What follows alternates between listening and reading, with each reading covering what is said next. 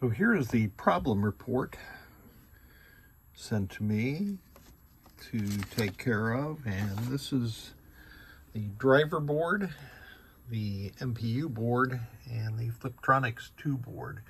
I just tested this FlipTronics 2 board out, and there is nothing wrong with it. So I suspect he has that the client has a ribbon cable problem. I can't be certain, but at least we know the FlipTronics 2 board is working properly. He also indicated that there is nothing but lines on the display, which that would be consistent with a bad ribbon cable also. My display is working perfectly. On the CPU board, I have updated the game ROM from level 3 to 9.4H, which is the free play latest version of the ROM. It includes, what do you call it, Lit's cheat and flipper hold, which is super cool, I think. Updated the voltage reset watchdog to a 4.27 volt DC watchdog. Replaced this cap at C31 and the headers here.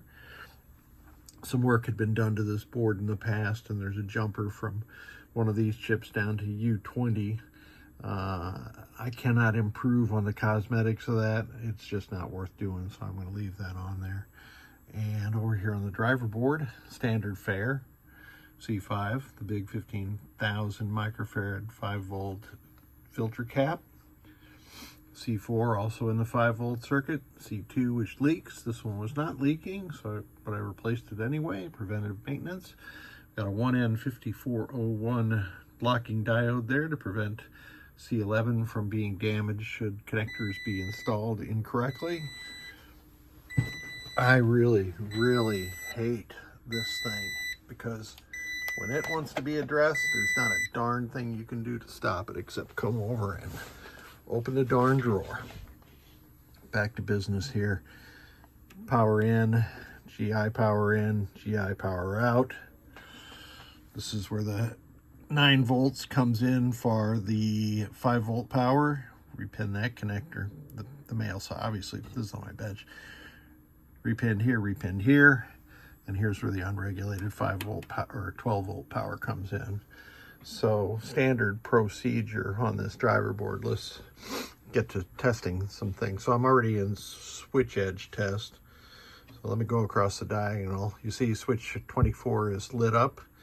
That's by virtue of this little jumper I have on my very nice updated dumbass WPC and System 11 switch test panel. So I can go across these switches up here instead of having to crane my fingers like this to go across the diagonal. So let me go across that diagonal now.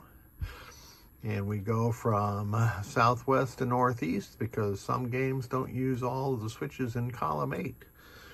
Here are some coin door switches.